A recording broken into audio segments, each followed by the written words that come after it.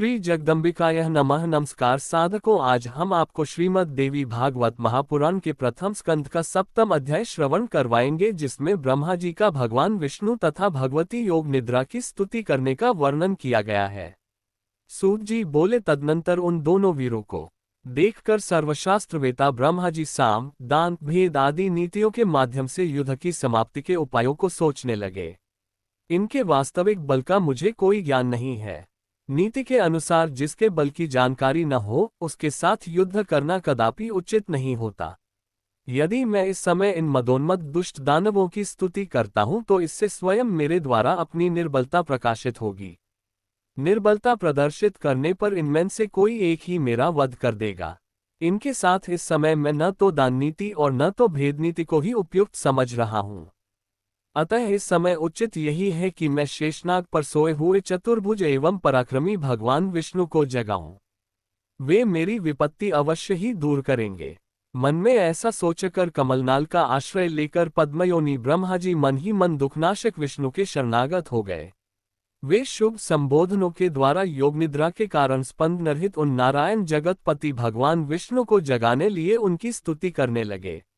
ब्रह्मा जी बोले, हे दीनानाथ, हे हरे, हे विष्णु, हे वामन, हे माधव, भक्तों की पीड़ा हरने वाले हे ऋषिकेश, हे सर्वव्यापिन, हे जगतपते, हे अनंत स्वरूप, हे वासुदेव, हे अंतर्यामिन, हे जगत के स्वामी, हे दुष्टों तथा शत्रुओं का संहार करने में एकाग्र चित्त वाले, हे चक्रधर, हे गदाधर, हे सर्वज्ञ, हे सर्वलोकेश, हे सर्वशक्ति संपन्न, हे देवेश, हे दुखनाशन, अब आप उठिए, उठिए और मेरी रक्षा कीजिए।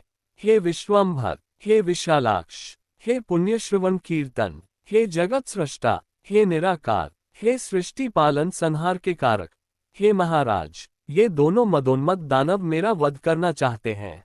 हे सर्वाधार, मैं इस समय संकटग्रस्त हूँ, क्या आप यह नहीं जानते? हे महाविष्णु, मैं इस समय दुख से अत्यधिक पीड़ित हूँ और आपके शरणागत हूँ। ऐसी स्थिति में यदि आप मेरी उपेक्षा करेंगे तो आपका जगत पालन का नियम निरर्थक हो जाएगा। इस प्रकार स्तुति करने पर भी जब योग निद्रा में लीन भगवान विष्णु नहीं जगे, तब ब्रह्मा जी ने विचार किया कि भगवान विष्णु अवश्य ही शक्ति के अधीन होकर योग निद्रा के वश में हो गए हैं, जिससे ये धर्मात्मा नहीं जग रहे हैं।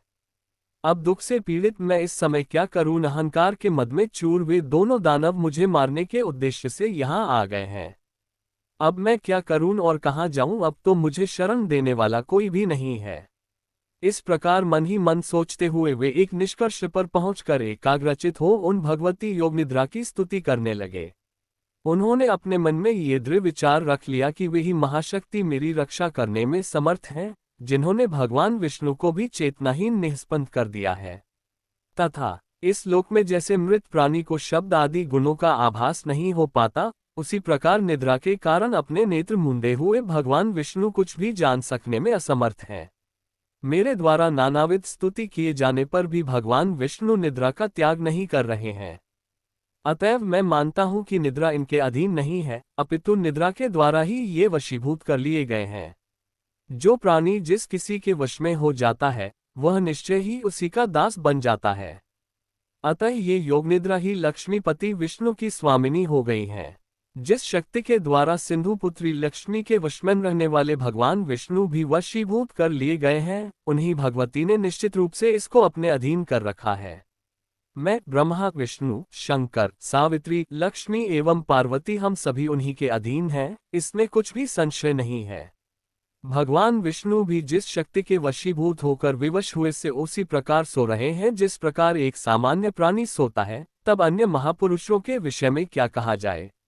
अतः अब मैं योग निद्रा का ही स्तवन करूंगा, जिनकी कृपा से निद्रा मुक्त होकर जनार्दन, सनातन भगवान वासुदेव युद्ध के लिए उद्योग करेंगे। तदनंतर ऐसा निश्चय कर कमलनाल पर विराजमान ब्रह्मा जी भगवान विष्णु के अंगों में व्याप्त उन योग निद्रा की स्तुति करने लगे। ब्रह्मा जी बोले, हे देवी, इसका कारण आप ही हैं। वेदवाक्यों से मुझे ऐसा ज्ञात हुआ है। हे अम्ब, आपकी ही शक्ति से संपूर्ण विश्व को ज्ञान देने वाले पुरुषोत्तम भगवान विष्णु भी इस समय योग निद्रा के वश में हो गए हैं। हे माता, समग्र लोक को मोहित कर देने वाली आपकी लीला को कौन जान सकता है। आपकी इस लीला से मैं तो मूढ़ हो गया हूँ और ये विष्णु परवश होकर सो रहे हैं। हे समस्त प्राणियों के मन में निवास करने वाली भगवती, करोड़ों देवताओं में भी ऐसा कौन विज्ञ है जो ऐसी आप निर्गुणा का रहस्य जान सके। सांख्य शास्त्र के विद्वान पुरुष और प्रकृति से की उत्पत्ति मानते हैं। इनमें वे अचेतन प्रकृति को ही जगत को उत्पन्न करने वाली बताते हैं। तो फिर क्या आप वैसी ही अचेतन हैं? किंतु यदि आप जड़ होती तो इन जगदाधार विष्णु को इस समय चेतना रहित कैसे कर देती।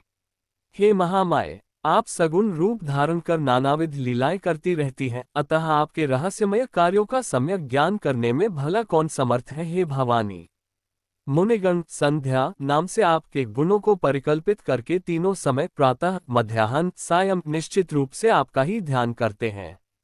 हे देवी, आप बुद्धि स्वरूपा होकर समस्त लोक को ज्ञान देती हैं और लक्ष्मी रूप से सदैव देवताओं को सुख प्रदान करती हैं।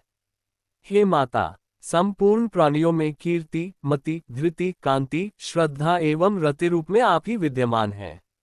हे देवी, प्रगाढ़ निद्रा के वशीभूत विष्णु को देखकर विषम दुख की स्थिति को प्राप्त हुए मुझको ये प्रमाण मिल गया कि आप ही निस्संदेह संपूर्ण जगत की जननी हैं।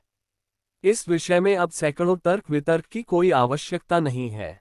हे देवी, आप वेदशास्त्रों के पारदर्शी विद्वानों की समझ से भी परे हैं और वेद भी आपको पूर्ण रूप से नहीं जानते, क्योंकि उन वेदों की उत्पत्ति का भी कारण आप ही हैं। आपका ये संपूर्ण रहस्यमय क्रियाकलाप सबको प्रत्यक्ष दिखाई देता है। इस संसार में कौन ऐसा बुद्धिमान प्राणी है जो आपके संपूर्ण चरित्र को जानने में समर्थ है। स्वयं मैं ब्रह्मा, विष्णु, शंकर, देवगण, अन्य मुनिवृंद तथा मेरे तत्वज्ञ पुत्र लोग भी उसे नहीं जान सके हैं। संपूर्ण लोक में आपकी महिमा का वर्णन कोई नहीं कर सकता है। हे देवी, यदि यज्ञों में वैदिक विद्वान हवन कार्य के समय आपके स्वाहा नाम का उच्चारण न करें तो देवगण अपना यज्ञभाग नहीं प्राप्त कर सकते। अतएव आप ही देवताओं का भी भरण पोषण करती हैं।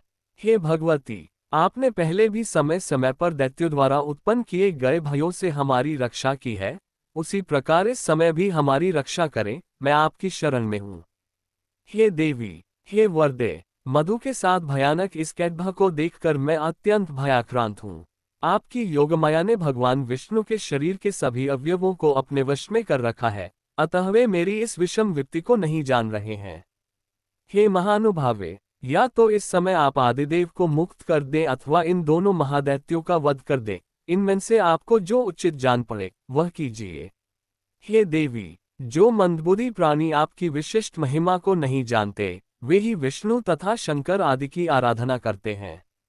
हे जननी, आज प्रत्यक्ष प्रमाण के रूप में मैं आपकी महिमा देख रहा हूं कि भगवान विष्णु भी प्रगाढ़ निद्रा के वशीभूत होकर सो रहे हैं।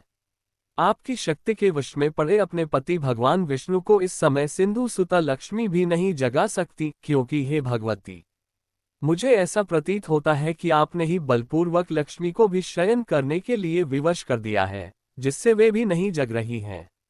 हे देवी, इस संसार में वे ही प्राणी धन्य हैं जो आपके चरणों में भक्तिभाव रखते हैं, अन्य देवताओं की उपासना त्याग कर आपके ध्यान में लीन रहते हैं और आपको ही संपूर्ण कामनाएं पूर्ण करने वाली कामधेनु तथा समस्त लोकों की जननी मानकर आपका भजन करते हैं। बुद्धि, कांति, यश, शुभ वृत्ति आदि गुण इस समय भगवान विष्णु का परित्याग कर कहाँ चले गए। हे भगवती, अतिशय मान वाली आपकी ही शक्ति से ये भगवान विष्णु इस समय निद्रा के वशवर्ती हो गए हैं।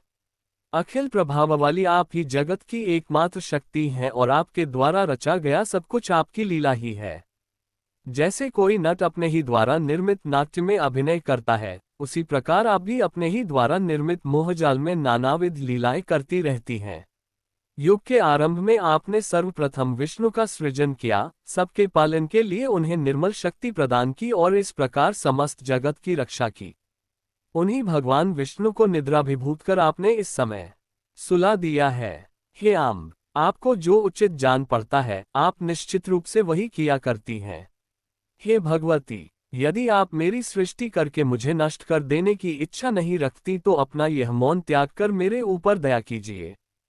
हे भवानी, आपने कालरूप इन दोनों दानवों को किस लिए उत्पन्न किया है? कहीं आपने मेरे उपहास के लिए तो ऐसा नहीं किया है।